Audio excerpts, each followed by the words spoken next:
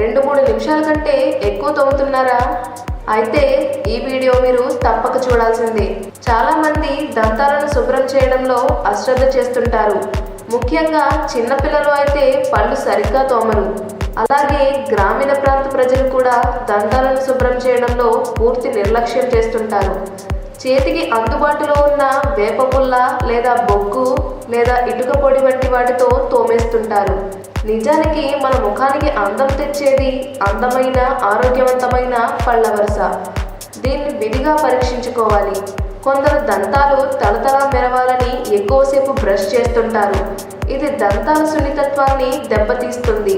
అందుకే దంతాలను 2 నుంచి 3 నిమిషాల నుంచి బ్రష్ చేయకూడదు. స్వీట్స్ ఎంతగా ఆరగిస్తే అంతగా నీరు తాగాలని అనిపిస్తుంది.